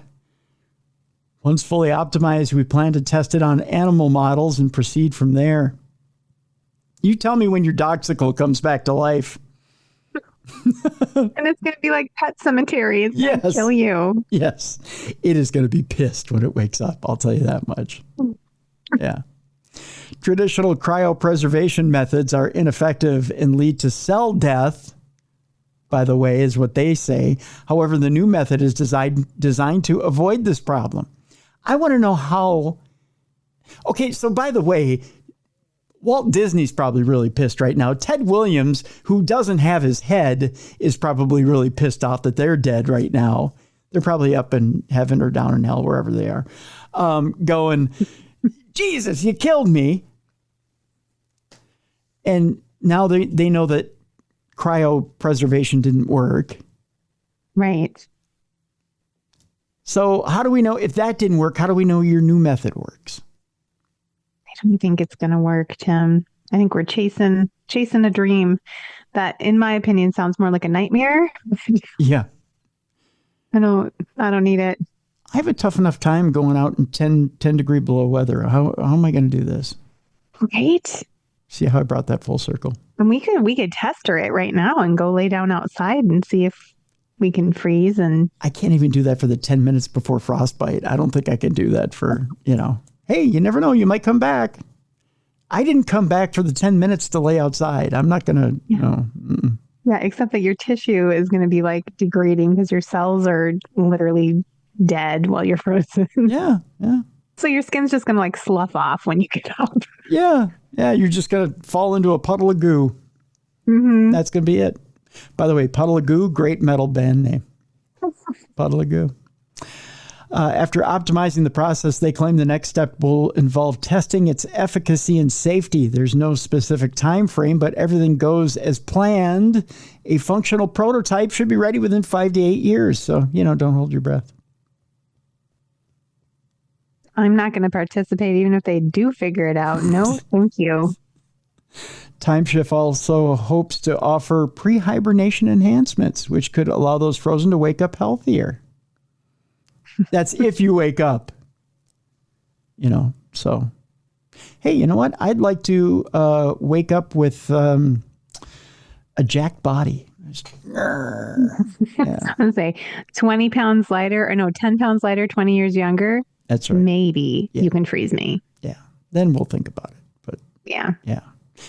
And that cybernetic spine, that's perfect. I like that cybernetic spine. Yeah, a body that doesn't hurt anymore. Yeah, dang. That'd be perfect. But something tells me that ain't happening. By the way, beyond preserving individuals, Timeshift could transform industries by enabling better organ preservation, safeguarding biodiversity, and ensuring humanity's continuity during disasters. Can you say pie in the sky? I bet you could. That's right. I bet you could. All right, let's move on. We're going to talk another pie in the sky dream, Jess. Winning the lottery. Oh, yeah. Oh, yeah. Oh, yeah. Although this celebrity psychic and astrologer is revealing the exact day you should buy a lottery ticket. A celebrity psychic and astrologer has revealed the luckiest day of the week to play the lottery in 2025. Kids, get out your pen and paper. We're about to tell you when it is. Everyone dreams of hitting that jackpot and winning the lottery, but this is something the majority of us are rather unlikely to ever experience. However, according to one psychic, you could increase your chances of winning big based on the day and time you opt to purchase your ticket. Celebrity psychic and astrologer Inbal Honigman. If this is a celebrity psychic, I've never heard of them. Has shared some insights into the luckiest and unluckiest days to buy a lottery ticket in 2025. By the way, we have an extreme cold morning out right now, so don't go outside, Jess. I'm just telling you right now. Choosing to buy a ticket on one day can increase your luck thanks to its connection to Jupiter, the planet of luck. Oh, this has to do with astrology. While there are also two quite unlucky days when you should be sure to not purchase a ticket. Alongside this, Inbal has also explained that Sagittarius are the luckiest star signs. So 2025 could potentially see you win big if this is your sign. Okay, I'm here. That's my sign. Let's go. That's your sign? All right. Yeah. All right. Get your money ready. Speaking on behalf of casino.ca, Inbal has revealed the luckiest day for purchasing a lottery ticket. She said the luckiest day for playing the lottery is Thursday. Which, by the way, just by coincidence, none of the major lotteries run on Thursday. Neither Powerball nor Mega Millions. How interesting. Yeah. Thursday is the day of the planet Jupiter, which is the planet of luck. It is seen as a jolly planet of growth, expansion, and wealth. The planet Jupiter aligned with the Roman god of the same name and the Norse god Thor. She added Thursday carries the energy of Thor and Jupiter in its name and its vibration. It's a great day for investing, gambling, and asking for a pay raise. Every Thursday. Every Thursday. There you go. And if you miss out on the chance to grab a ticket on Thursday, Inbal recommends purchasing a ticket on Sunday. Again, another day where neither lottery runs. Interesting. Yeah. As it is also ruled by the sun and therefore associated with luck, success, positivity, and abundance. So Thursday and Sundays are your day to buy your tickets. There you go. I'm doing it. Have I ever told you I have now won $100 at either Powerball or Mega Million 8 different times? Stop. That's kind of cool. Yeah. I've never played, if I'm being honest. No? No, I've never played. I've done scratch tickets and I won $3 once. Really? Huh. In fact, I think I have. Do I have a winning scratch ticket here on my desk? I know I had I was playing Sasquatch here, which Oh, cute. it was just as a novelty. I was trying it, right? And I think I won. What did I win? Did I win $15 on this? I think I might have. Hey, that's not bad. That's a burrito from Chipotle right there. Yeah, it's a burrito from Chipotle. So there you go. But I haven't cashed it in yet. It's just one of those things. Well, it's kind of a cute ticket too. You cashed It in, is, you don't have yeah. them anymore. Gotta let them go. Yeah, exactly. It's from the Minnesota Lottery, Sasquatch. I think it might have even expired. I'm not sure. I just kind of like the design. So I was like, Yeah, it's pretty cute with that Sasquatch on there. It's a $2 scratcher. So I just like the novelty of it. So there you go. Got another psychic story here for you. This psychic story has to do with Ricky Lake and the fact that her house burning down in an LA fire was predicted by psychic Tyler Henry. Oh, I like Tyler Henry. Yeah. Ricky Lake has uncovered the moment that psychic Tyler Henry predicted that her home would burn in a fire. The 56-year-old former talk show host lost her Pacific Palisades home, like many other public figures, in this past week's raging Los Angeles wildfires. On Thursday, she revealed that her sprawling abode had been destroyed in the inferno despite her best efforts to save it. A week ago, Saturday, she appeared on Instagram to share a highlight from an October 2024 episode of Live from the Other Side with Tyler Henry, in which the medium warned of the destruction to come. The great Tyler Henry medium called it, she went on to say. Less than 3 months ago, on October 15th, 2024, Ross and I were on Tyler's show, and guys, he saw the fire, she wrote in a caption referring to her husband, Ross Birmingham. She encouraged her 450,000 followers to check out the full episode for themselves, adding, "The show is on Netflix. I urge you to watch it." I'm going to watch it. I love that show. That's crazy. Yeah. The note continued, "Oh my God, praying for those impacted by this ongoing nightmare, including my new friend, Tyler Henry Medium, and Rachel Harris, whose homes I hear may be at risk." In the outtake, Tyler said, "If there was a loss of material objects from a fire and water, that's the kind of weird distinction. It's two separate things. So we're going to end up finding there's a story where like there was a house fire or something along those lines," he continued. He added, "There's just something about watching water seep into a place that it shouldn't and damaging things." Ricky appeared stunned in the footage, dropping her mouth at one point while her husband sat next to her with his arm wrapped around her shoulder. In a post shared online earlier in the week, the media personality declared herself a survivor. Sharing a selfie with a solemn expression, she wrote, "If I am anything at all, I am an effing survivor." Lake said that at 11:24 a.m. on Tuesday, she saw early signs of smoke in Temescal Canyon, leading her and Birmingham to set up a fire defense system, which included sprinklers. So there's that water that Tyler was talking about. Yeah. At 4:10 p.m., Lake said Birmingham used a hose to extinguish a blaze on a palm tree on their neighbor's property. She said that she and Ross weighed the risk of trying to save the home against their physical safety amid the windy night fires. "We finally surrendered our efforts and left our home at 8:02 p.m., she recounted, adding that they are grateful to have made it out alive and uninjured. She added, "No doubt, had we stayed, we would not have survived." The star also posted nighttime dash cam footage of her exit down Malibu's winding roads that night. Lake said she was praying for other locals in their homes amid the wreckage caused by the fires. "I think I might have just said goodbye to my house," she said in one chilling moment. The devastation in Southern California unfolded on Tuesday morning, a week ago Tuesday, when a combination of heavy wind and lack of rain created the perfect condition for a brush fire. As tragic as that is, it's amazing that he was able to see that all the way back in October. Yeah. He's had some really impressive readings that he's done on that show. I just find him pretty accurate and fascinating. Yeah, absolutely.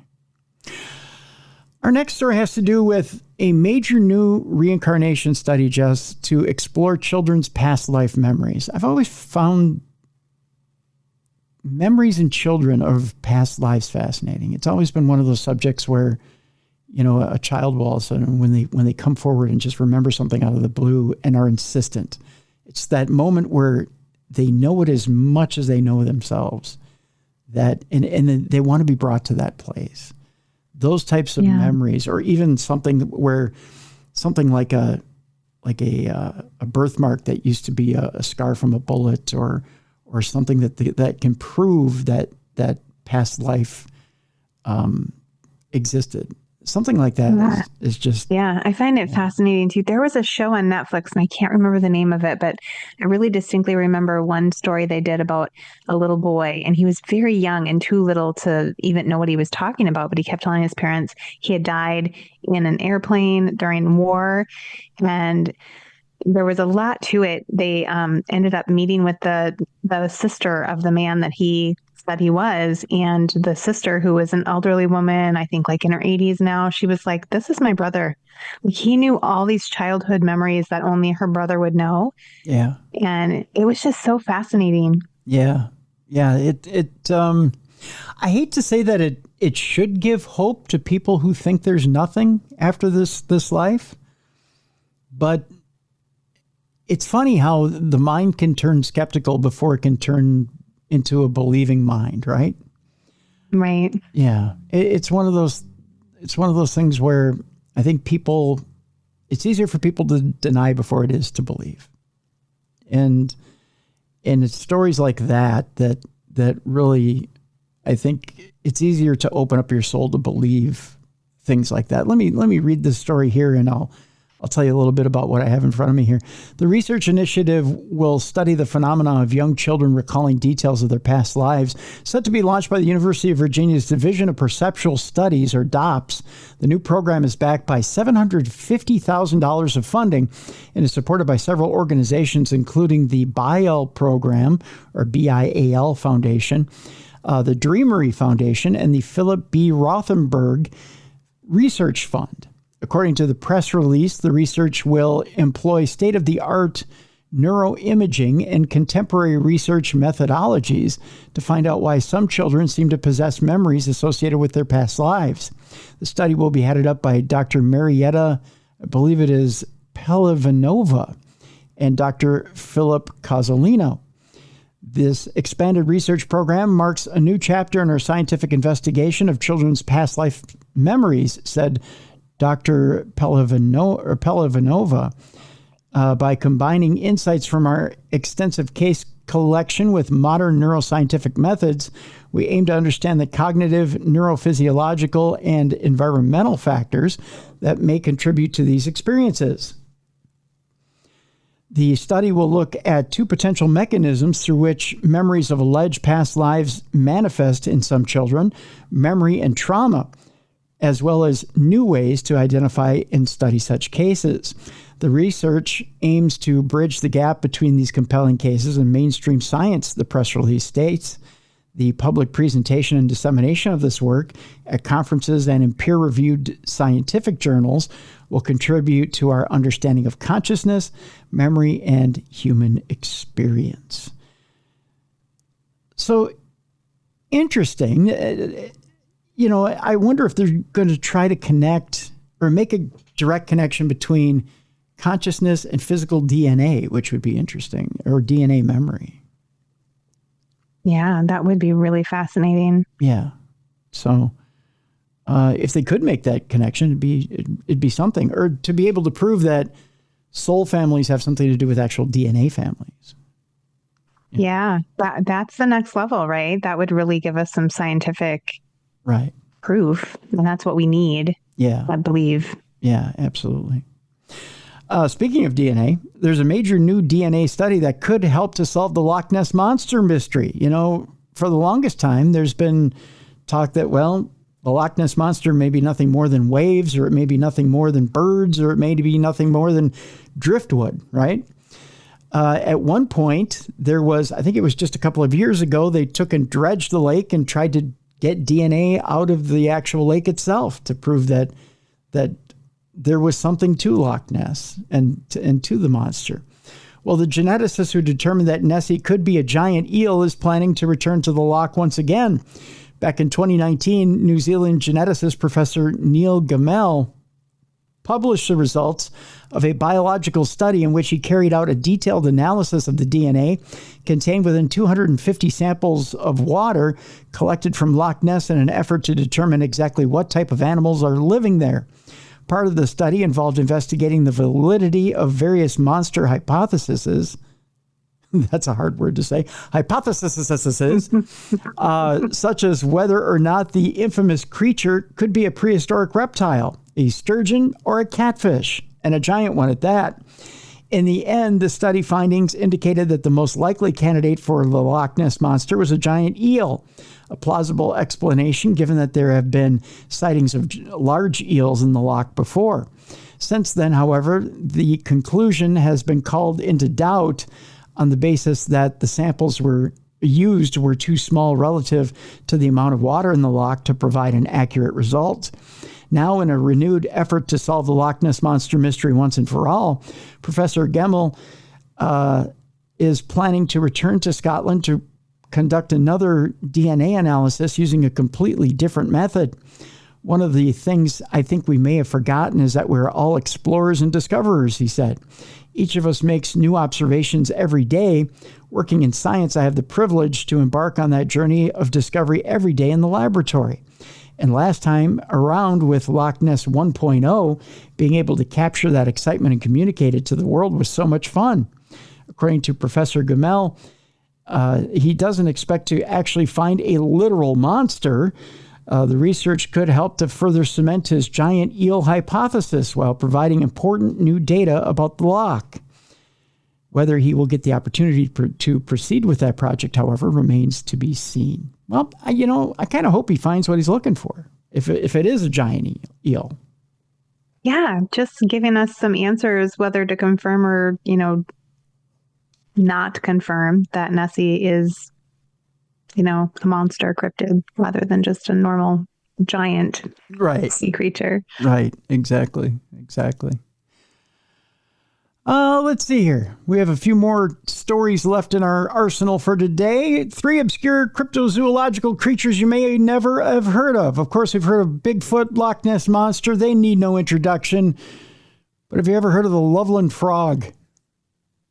I wrote about the Loveland Frog in my first Monsters of the Midwest book. Oh, can you tell us about him then?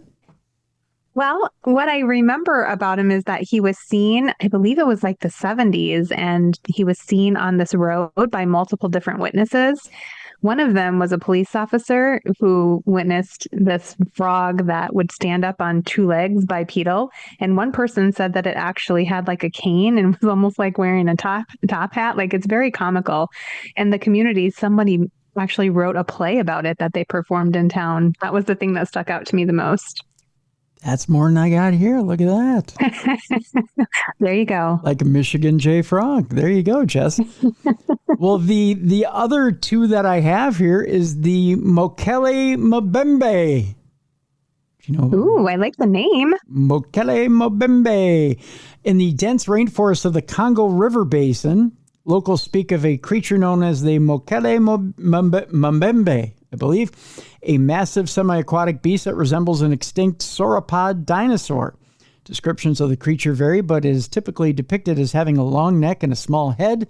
The name Mokele Mbembe roughly translates to one who stops the flow of rivers, seemingly a reference to the alleged size of the creature, or one who gets up in the middle of the night and doesn't want to piss the bed.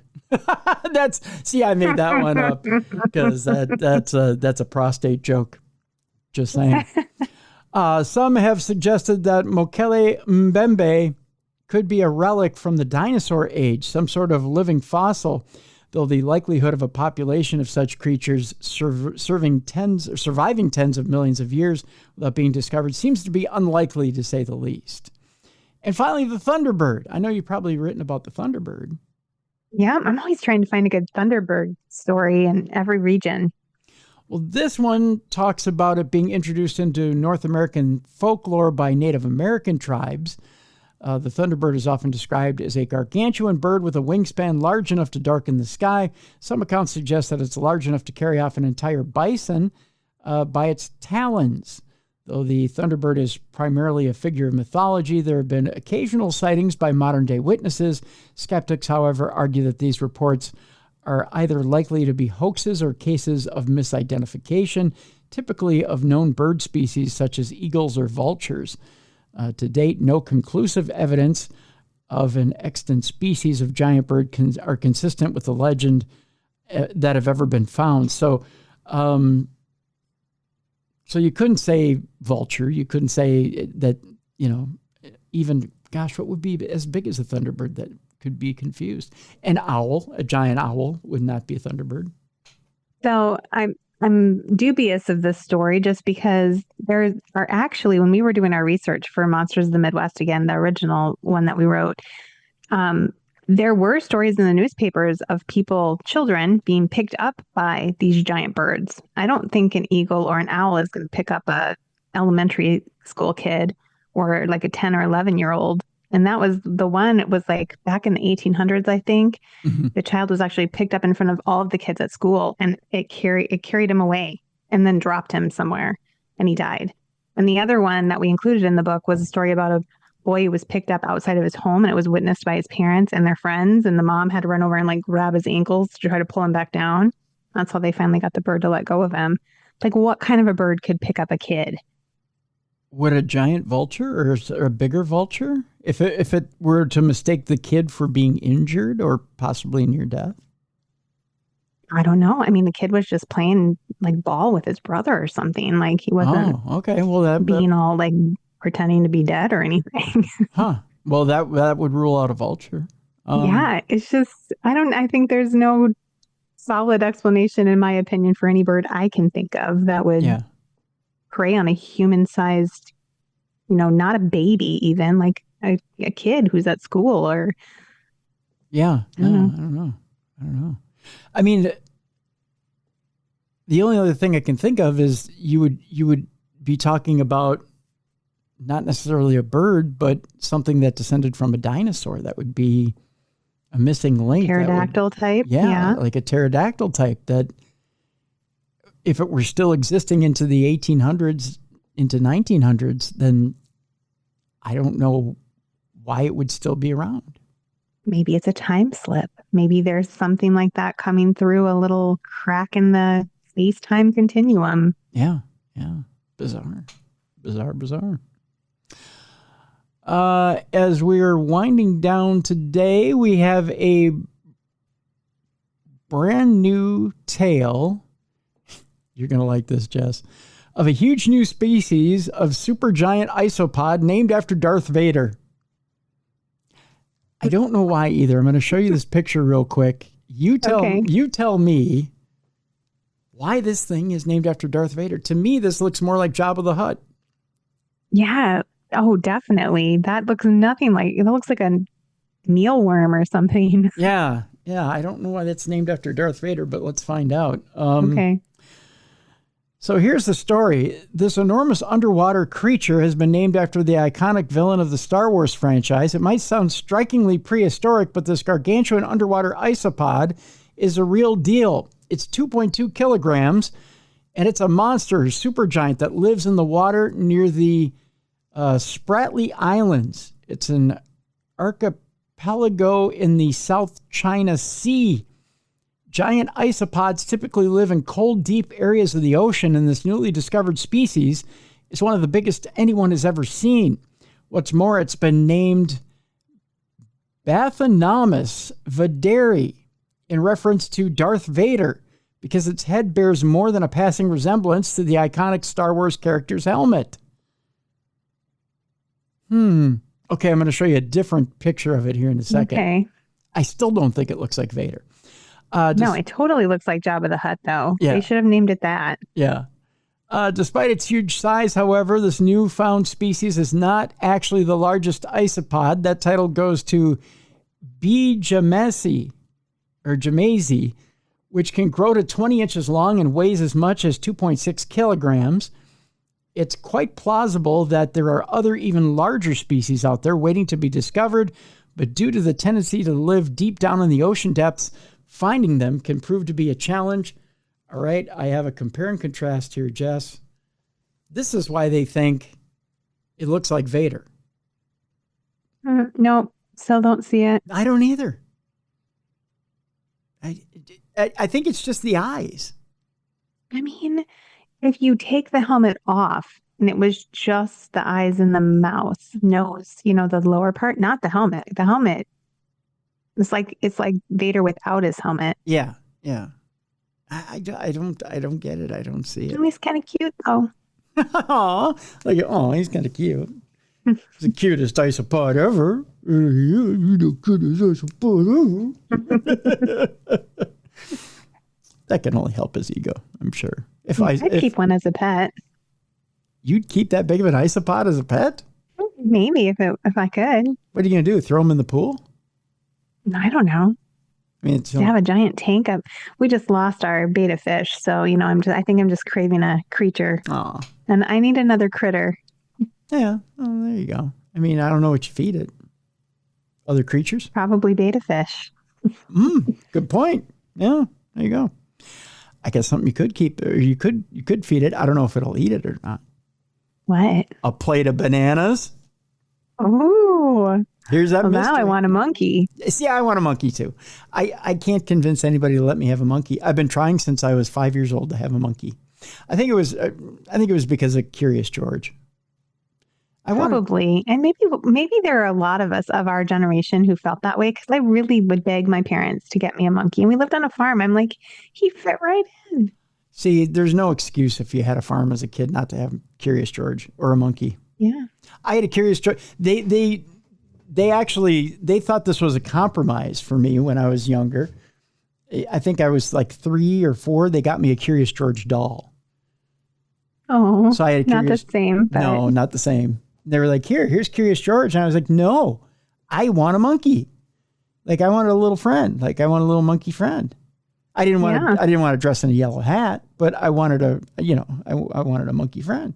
Well, that was nice of them to try. That's a sweet gesture. Yeah, but I wanted a monkey friend so we could get into adventures.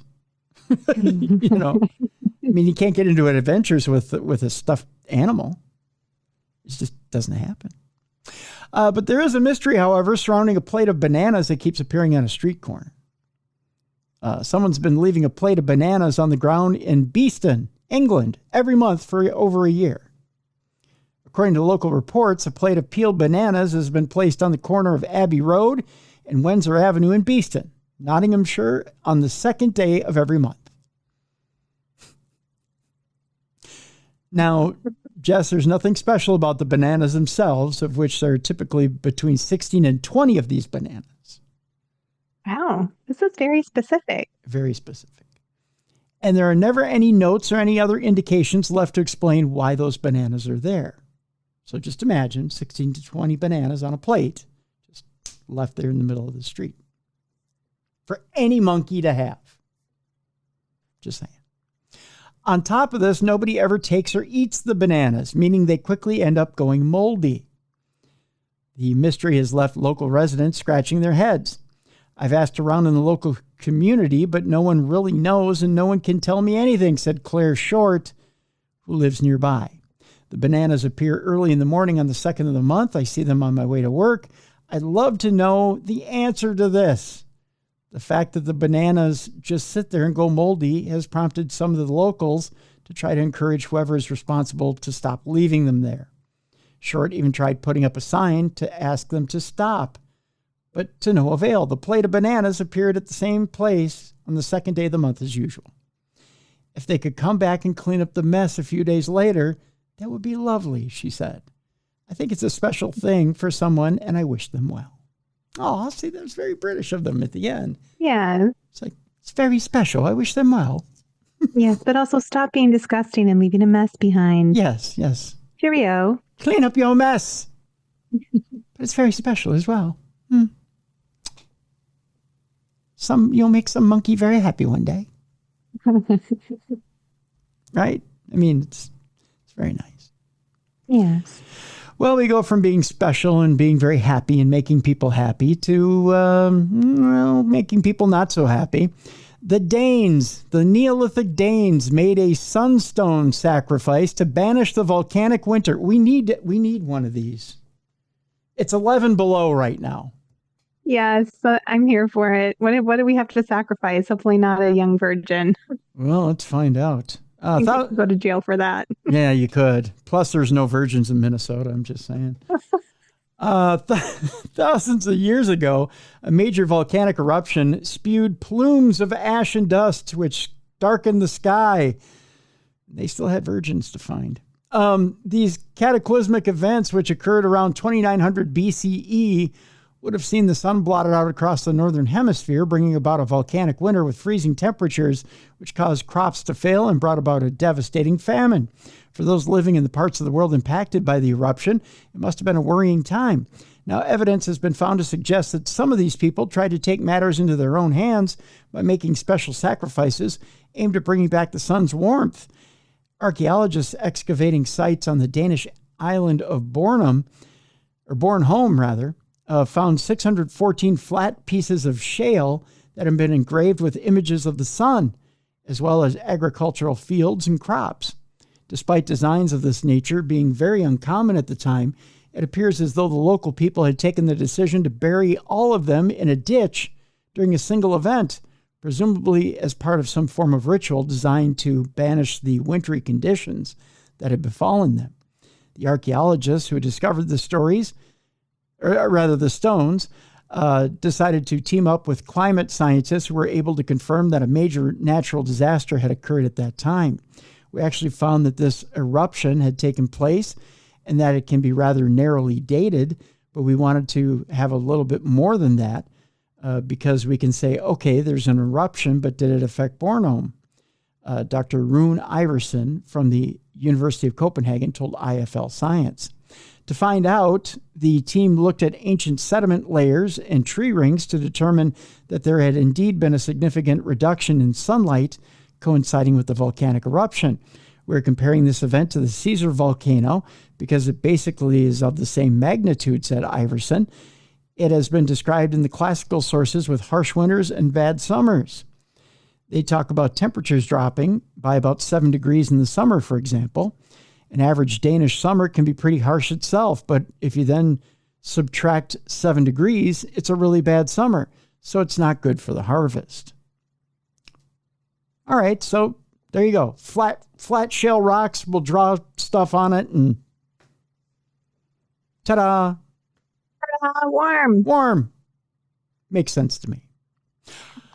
All right, Jess, finally, this is how we cleanse our palate today by telling you that, first of all, we have an executive producer of today's program. Here's your first ad. Today's program is brought to you by our executive producer, Troy Palmer. So thank you, Troy, for all you do. We appreciate it. Thank you for supporting the program. Thank you. Thank you. Second of all, what if you had to have your dreams interrupted by an ad, who would you have it interrupted by? Obviously, probably Terramana tequila, right? Oh, sure. That would be all right. Because The Rock is in the ad. I take it. I would take that. I also like the ad that Johnny Depp is in. That would be okay. And food. I like food, Tim. I would be all right with some nice meaty steak ads. Oh, there you go. Yeah. Yeah. What about you? I'd take a McRib ad. I do that. Ba, ba, ba, ba, ba. Trying to think. What would I take for ads? Something for Janet Jackson's new tour. Oh, there you go. I would even take that one. Yeah. Oh, there's a few I'd take. Yeah. There's a few ads I'd take. Good ones. Yeah. Yeah. Yeah. Well, it turns out you may not have a choice. Pretty soon, you may be finding ads coming into your dreams, according to a new survey. A disturbing new trend has seen an increasing number of companies experiment with dream advertising. You would think that being asleep would enable you to escape or escape from the grasp of commercial advertising, but according to astonishing new research, even your dreams are being infiltrated by advertisements, and this is only likely to get worse as time goes on. The survey, which was aimed at young Americans, let them have the ads, I'm convinced, found that as many as 54% between the ages of 18 to 35 have experienced advertisements in their dreams, with 61% experiencing them within the last year and 38% experiencing them on a regular basis, sometimes even every night. Now, have you ever dreamt and had an ad in your dreams? No, thankfully, never. No? Mm-mm. See, I have. Have you? Yes. It was irritating. What was it an ad for? Well, it was playing over and over again. And you want to know what it was? You're going to, yeah. If I do it, you're going to start singing it. What is it? 1877 cars for kids. Dun, dun, dun, dun, cars for kids. Oh, no, that's a nightmare, Tim. I was working at iHeartRadio. And it was on every freaking commercial break. Yeah. 1877 cars for kids. KARS cars for kids. 1877 cars for kids. Donate your car today. Every fucking break. Oh my God. And you had a nightmare that song was just playing over that commercial over and over again. What it was I'm in the studio in my dream. And we go to break. And it kept playing and it kept playing and it kept playing. And I was trying to get the system to go to the next ad and I couldn't get it to go forward. And I called engineering and I'm like, the system's stuck. I can't get it to go forward. I can't get it to go forward.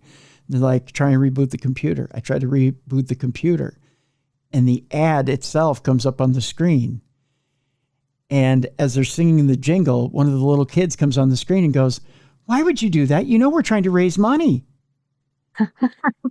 And I was like, what in the actual fuck is going on here? They're like, you're taking food out of kids' mouths. We're just trying to help. You're evil. And I'm like, oh my God. And at that point, I wake up. That's hilarious. And ever since then, now when I see a Cars for Kids ad, I just want to throw something at the screen. It's just bad. I just hate those ads so much. Yeah, it's an annoying one. I think just because it's overplayed. Now, another thing that's really funny, if you want a really funny story about that Cars for Kids thing.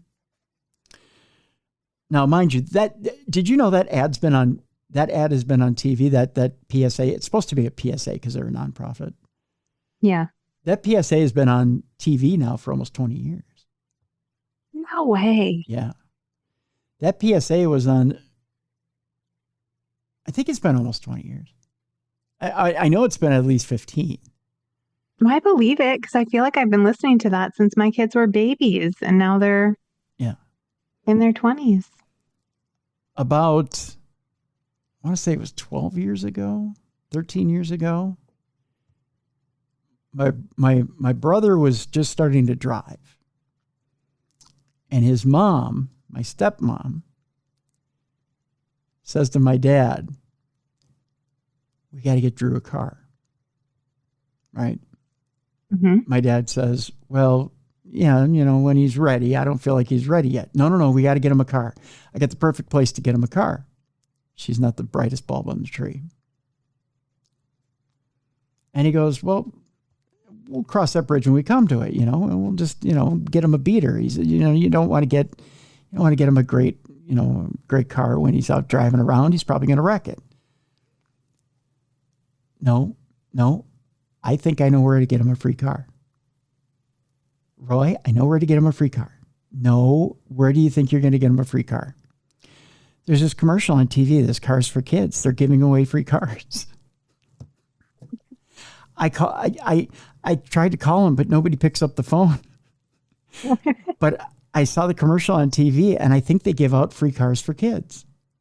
She was convinced that they gave cars out to kids. Bless her heart. Right? My sisters and I have never laughed so hard in our lives. So when my brother was looking for a car for the longest time, I said, hey, I got a number for you. No, guy. Here, go get a car for you, kid. Anyway, so 18 to 35-year-olds, 61% of them experienced ads in their dreams within the last year. 38% experience them on a regular basis, sometimes even every night. What's more, the findings are backed up by another recent study indicating 77% of companies surveyed expressed an intention to experiment with so-called dream advertising, a form of advertising designed to influence what you dream about after being exposed to the ad. I don't like that. If you dream about a product, you're more likely to buy it, or at least that's the theory. The same survey indicated that at least 33% of consumers made a purchase based on something that they dreamt about, Jess. Get out of my head, advertisers. Yeah, see? Many of those who did experience advertising in their dreams noted that it was mostly centered around major brands such as Coca-Cola, Apple, and McDonald's. So, you dreamt it, you buy it. Some experts believe that this is because frequent exposure to such brands during our daily lives, from TV to radio to billboards and internet ads, can cause memory reactivation during sleep. Some of the people surveyed, around 41%, even suggested that they would be open to seeing adverts in their dreams if it meant receiving a discount upon purchase. So yes, people are willing to sell their dreams to get a discount. Not this girl. I'll pay full price. Thank you. Others, meanwhile, were less enthusiastic, with some suggesting that some sort of dream ad blocker might become an important concept in the coming years. This may come in the form of mental exercises designed to keep you or help you become more aware of the issue, or perhaps even a form of lucid dreaming designed to help you control what you dream about. Exactly how much of a problem this is actually likely to become, however, remains to be seen. I'll tell you this much. If advertisers can figure out a way to advertise in your dreams, they're going to do it. Oh, they are. Yes. Aggressively. Yeah. So be careful. I like this less than AI, Tim. Yeah. And I'll tell you the other thing.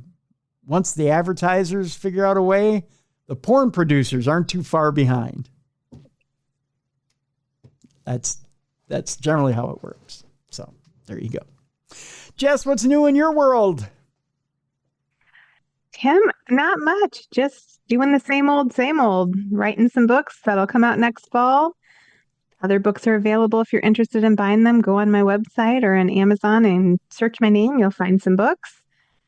No events to promote quite yet, but one in the works that will be coming in December, actually. So we're really planning ahead. Okay. Well, we have a link in the description of our program that you'll be able to, of course, access and be able to check out all things Jessica Freeburg. You'll be able to get the books as well, jessicafreeburg.com. And yeah, just check out everything that Jess has to offer there. And pick up some of those books. There's 3 of them. Yeah, and really just connect. Just connect with me. If we're not connected on social media, I love connecting with you guys. So don't hesitate to. The last couple of weeks, I've had your TikTok handle up on the up on the description of the program. And I wondered to myself, when TikTok got shut down there for a couple of days, I wondered to myself, I was like, I wonder if people are still trying Jessica's TikTok handle. Oh, they're all feverishly trying to connect with me on TikTok. Like, I can't get in. And then now finally you can get in because, you can finally, But and finally follow us both on there. Yeah. Tim and I are going to be TikTok sensations. You just watch. Yeah. When we finally figure out what to put up there besides show promos. Well, anything weird. I swear, slicing bread and telling a story. Yes. Slicing bread, telling a story about sliced bread. That'd be fun. I mean, eventually, right? We'll figure out something. We'll figure it out. Right. Tomorrow on the big program, we have an old friend with us tomorrow. And this old friend, he played 6. He played knick-knack on his... No, wait. No. We have a psychic with us tomorrow, and it's not just your typical psychic. And I know people are like, psychic? Another psychic show, Tim. Psychic? No, this is not a psychic. This person who's with us tomorrow, he is a psychic. He is a paranormal investigator.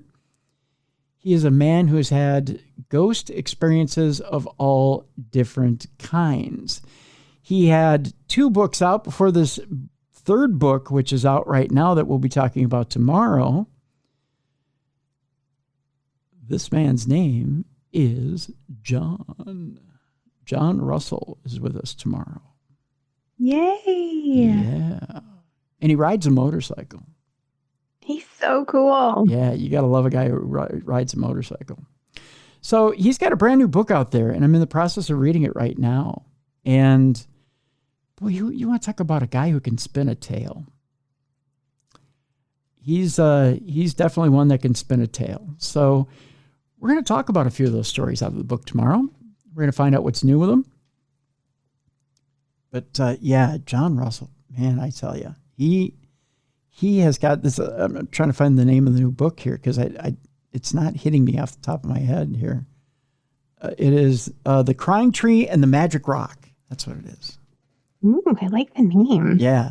And you may think with a name like The Crying Tree and the Magic Rock, you're like, is that a kid's story?